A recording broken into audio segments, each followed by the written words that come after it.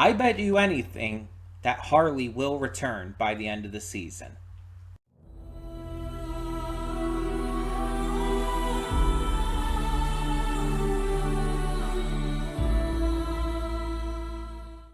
Hey everyone, welcome to Princess of Gay. I'm your host Connie, and today we are here with my blind reaction to Batman, Caped Crusader Episode 6.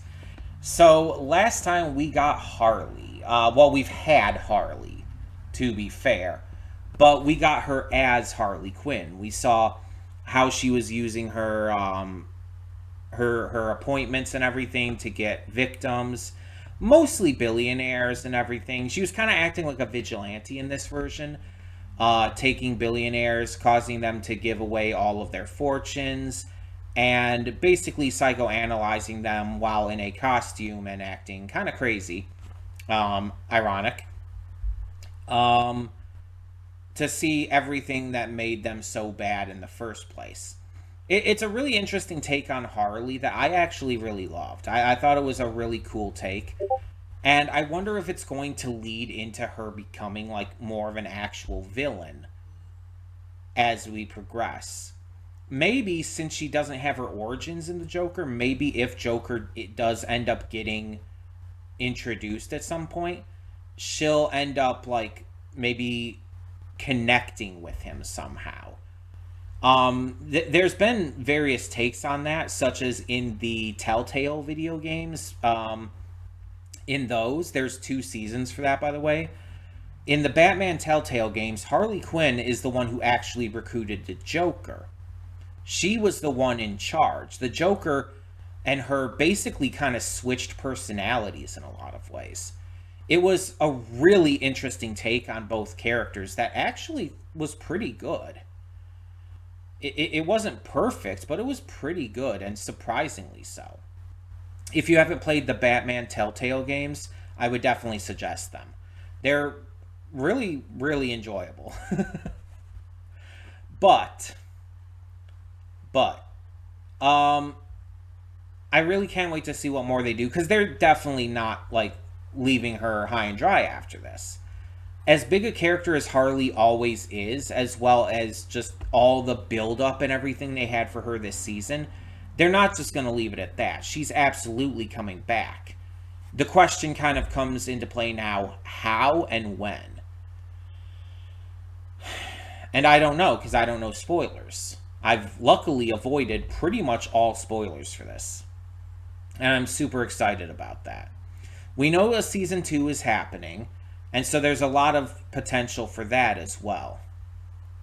I don't know who else is going to be in it. The only other villain that I can even guess is going to be in this is Two-Face. And only because we have Harvey Dent. They've got to be leading to that, right? Just like with Harleen Quinzel, Harvey has been a recurring character. And has had connections to various other characters for obvious reasons. They're obviously building up to Two-Face. I just have no clue how that's going to end up happening in this version. There's also setups from other episodes with, like, you know, the corrupt police, the mafia, all of that shit. There's so much that has been set up in this series. And I'm just wondering how it's going to build up to the finale here.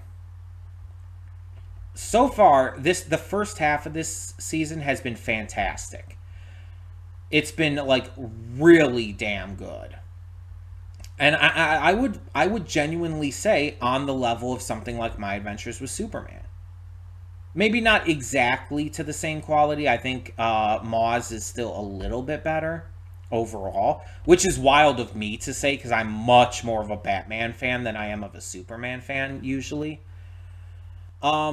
But I would say this is at least like kind of in that same ballpark in terms of quality.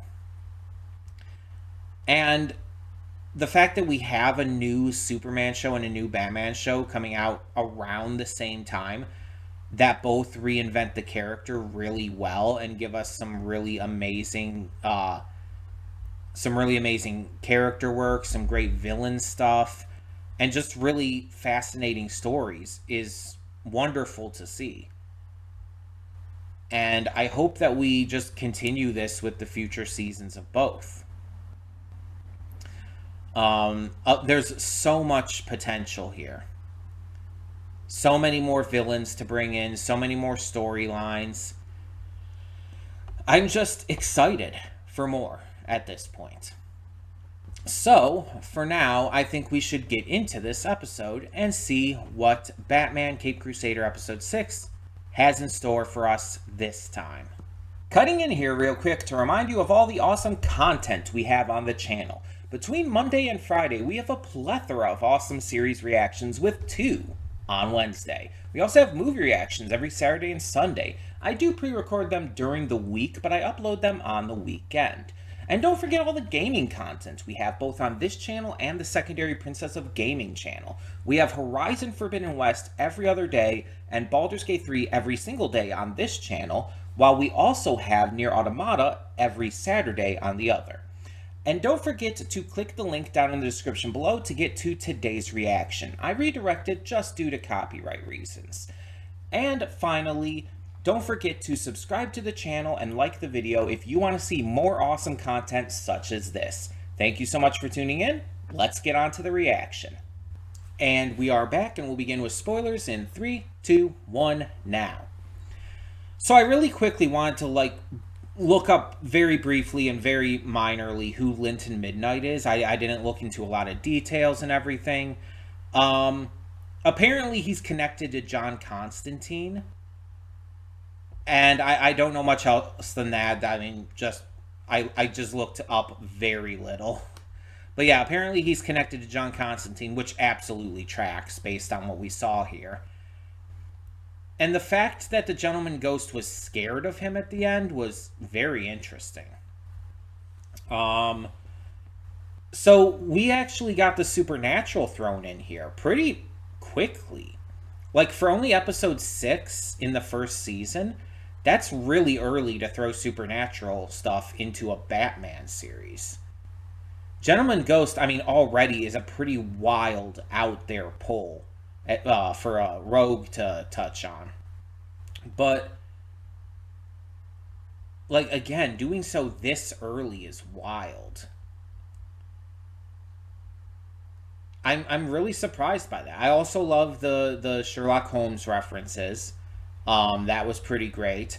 I love how this episode really focused on Alfred and giving him some development, as well as showing his interactions with Bruce and all.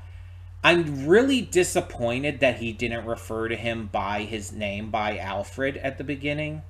Or at the end, rather. I feel like that would have been very satisfying for his character arc and for, learning to value Alfred a lot more. Which he did learn. He definitely did. And he was, horrified and scared when Alfred was possessed and almost died. It's like that scared the shit out of him, clearly. But at the same time, it's like that would have just been the one extra step I would have added in there. Maybe we'll see it in the future. Maybe this is just the first steps towards him becoming better in that regard. We'll see. We'll see. There's also a good focus in this episode for Harvey, for setting him up and showcasing how his campaign for mayor is kind of running into the ground. He's losing all credibility, as well as just, dropping in the numbers. So in order to,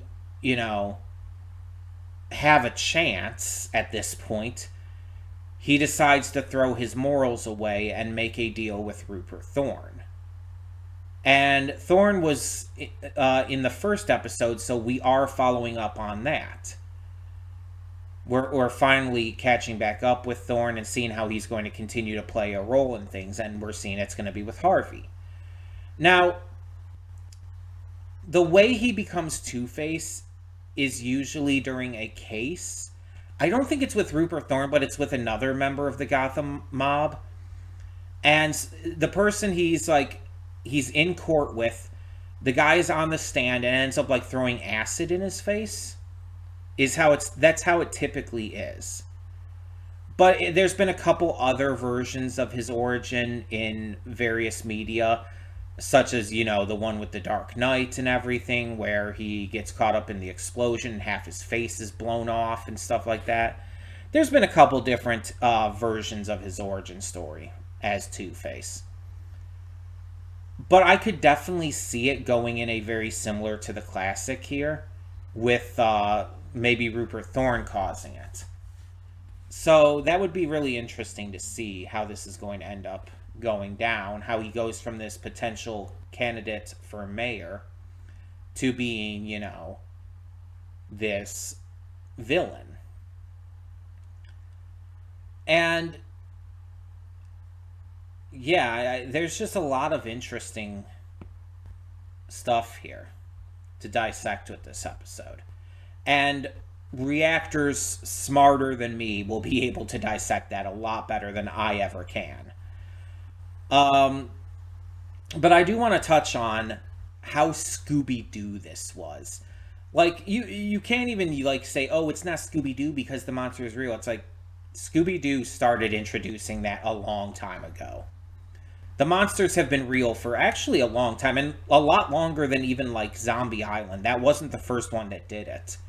Like, have you never seen Scooby Doo Meets the Boo Brothers or The Reluctant Werewolf or stuff like that? Ghoul School? Come on, you gotta remember Ghoul School. OKKO fans know. That was still one of the hypest moments of OKKO for me. I still need to get back to that sometime. But that was such a hype moment. I was like so excited to see the Ghoul School characters in there. And to have directly referencing to Scooby and Shaggy. But yeah, it's like real monsters have been part of the Scooby Doo movies and shows and stuff for a long time. So it still felt very Scooby Doo with its theming, its execution, just the overall tone of it. Even hell, even with the villain being um, a selfish rich guy who only steals from the poor, a literal opposite of Robin Hood. It's like, that is so fucking Scooby Doo, it hurts. That is so goddamn Scooby Doo. And I mean that with all the praise. Like, that's good shit. And funny enough, Batman and Scooby Doo have crossed over many times, actually. So it's also not weird to have an episode of a Batman series kind of like being very Scooby Doo like in its tone and style. That's not weird at all. But yeah, actually having this be like legitimately supernatural was a bit of a surprise to me. Because I when we met the Descendant, I genuinely thought it was going to be him pretty much instantly.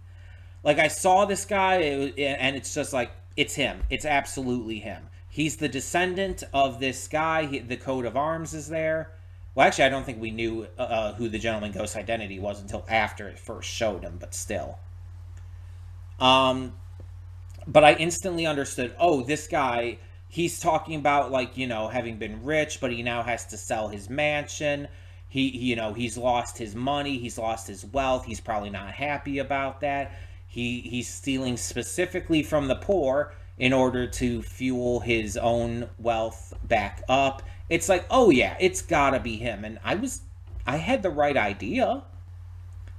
I was just still under the delusion like this was going to be like even more Scooby-Doo than I thought. With a guy in a mask and, I don't know, using dry ice or something for that one freezy trick he ended up pulling on Bruce. But yeah. The moment of this episode for me, though, like the moment that stood out the most and was the most iconic for me, was when Alfred stepped in front of Bruce to protect him, letting himself be possessed. All to protect Bruce. It's like that moment, it's like, I mean, I already like Alfred, just any iteration of him, but that moment is like, I think that's the moment that really made it real for Bruce. And honestly, it kind of made it real for me as a viewer, too. It's like, You are an absolute gem of a human being, Alfred. You are the best of us. And I love seeing like how scared Bruce was at all of this. Also, the imagery was pretty freaky. Like when the gentleman ghost like was like melting and shit, it's like Jesus. But also when Alfred gets possessed, it's like Jesus. That was part of the trailer that I saw, the one trailer that I saw, and it's like I remember that now that I'd seen it again, but it didn't come to mind this entire episode. And it's like I feel like it really should have, but it just didn't. Um, but yeah, I thought this was another good episode. It wasn't the best. I still think the Harley episode and the Clayface episode were the two best so far. But I would put this kind of in the same realm as episode one with Penguin and all, which was very good. And as we've been doing, I'm gonna look up the title of this now and see if it would have spoiled me to know what the title was beforehand. We've been doing that every episode. We're gonna continue doing that because I'm actually having fun doing that. So let's see.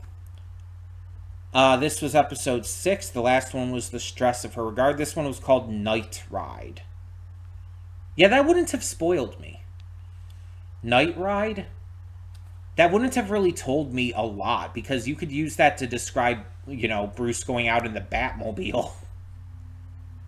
That really wouldn't have told me anything. It's interesting that these episode titles have been kind of a mix. Like some of them are like very spoilery, like Kiss of the Catwoman, and then there's this, and it's just like, eh, doesn't tell me anything whatsoever. Um, I'm interested to see them possibly bring in some other like really wild villains into like season 2 and whatnot. Like I want to see them bring in Man Bat, bring in Kirk Langstrom. Like that would be wild. That would be such a fun idea. And obviously there's other big villains they could bring in like Poison Ivy or Riddler or Joker. Um but yeah, I'm really curious as to what they're going to do with season 2. It's I believe it was just announced that it started production. I believe Renee Montoya's VA had announced that. So that's really interesting in and of itself too. That we know that season 2 is in production now. I wonder like when we're gonna start like hearing news about it. I don't want to know too much going into it, of course, but while I'm gonna try to avoid spoilers, I might hear one or two things here and there. I probably will not watch a trailer whenever that released. I don't expect this season though until like next year. To be fair, especially if it just entered production. But yeah, in the meantime, tell me what you thought of this episode in the comments below. What did you think of the first real supernatural outing for Batman Caped Crusader? Um, and as long as there are no spoilers, let me know just in general everything you thought of like the characters in this that were introduced and whatnot. Just again, no spoilers for the future episodes. There's still a few more episodes of this we have to get through, and I don't want to know what's going to happen at all in them. So tell me your thoughts. Thank you so much as always for tuning in. And for now, I'm Connie, and I'm signing off.